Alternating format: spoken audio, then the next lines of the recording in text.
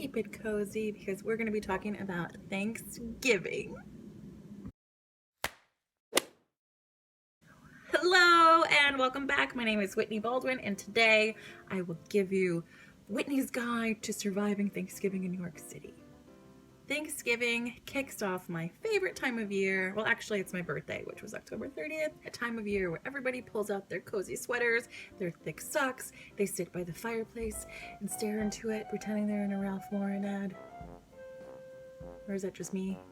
I'm going to give you my top 5 picks for where to go drinking on the biggest drinking night of the year. You guessed it, Thanksgiving Eve. Then I'm going to give you my guide to surviving the parade of Thanksgiving. My laundry's done. I heard you the first 7 times.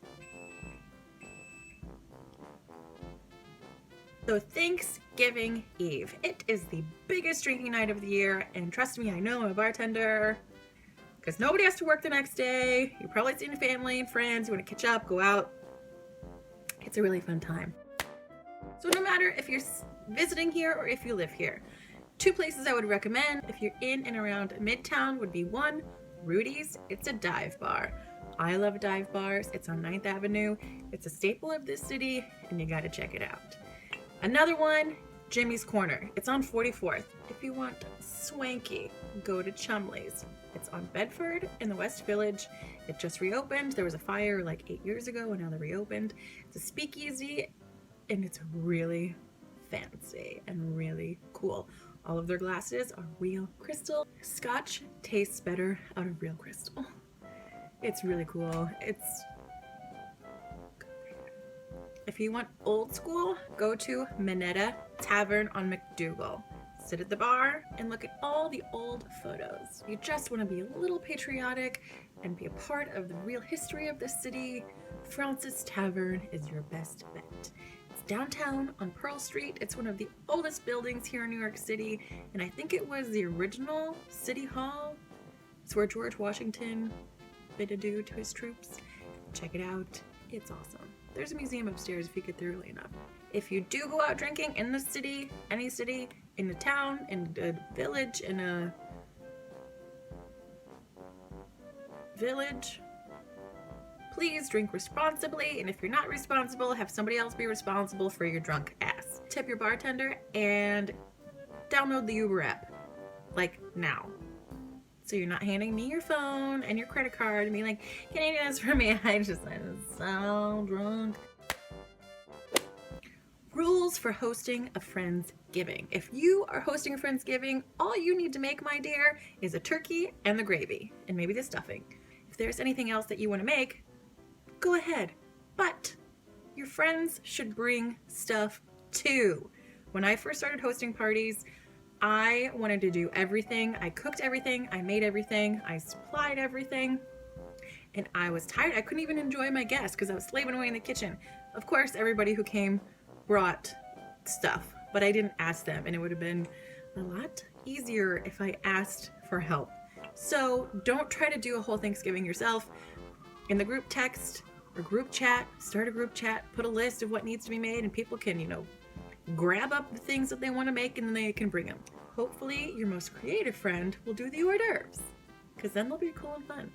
If you are attending a Friendsgiving, ask the host or hostess what you should bring. If they say nothing, still bring something, and always bring wine. If you bring booze to the party and it was not consumed during the party, do you A, leave it there, or B, take it home?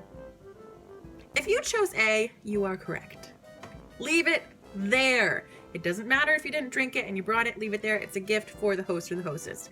Do not take it with you. I made this mistake one time when I was really, really young, and I'm still really, really embarrassed about it, and I don't really want to talk about it. So learn from my embarrassment and don't do that, please. It's rude, and they'll be cleaning up, and they will appreciate that bottle of wine at the end of the night, at the end of their week, or whenever they get to it. Okay? Okay, so if you live in New York City, you either love or you hate the Macy's Thanksgiving Day Parade. So the Macy's Thanksgiving Day Parade is the biggest thing that happens here in New York City on Thanksgiving Day, and it is pretty awesome. It's like, you should definitely do it at least once in your life. If you are from out of town, or if it's your first time going to the parade, here are some things that you should know. If you would like to get a front row view of this parade, plan on getting up very, very early, because the parade starts at 9. You should stake your claim by no later than 6 a.m. And you better not plan on moving from that spot, because there are 3 to 4 million people who show up for this parade, and you'll be fighting them to get it. You want to be able to get across the street. So be prepared. Dress in layers. Bring a coat, because it's cold. Bring a thermos of coffee or hot chocolate or something warm that will sustain you. Bring a bottle of water and maybe snacks. This year, I'm pretty sure the parade starts at 77th and Central Park West, goes down the side of the park, goes across the bottom of the park, and then down 6th Avenue until 34th Street. Double check the route on, I think, Macy's. I'm sure it's on Macy's website. I think they also have an app. I've never used it, but you can download it. I think it tells you where Santa is. I don't know. Please, please, please do not drive into the city that day, because every road is blocked off. You cannot get across town anywhere. And if you're planning on going to work for some weird reason, if your job makes you work on Thanksgiving Day, you should probably quit that job. Just saying.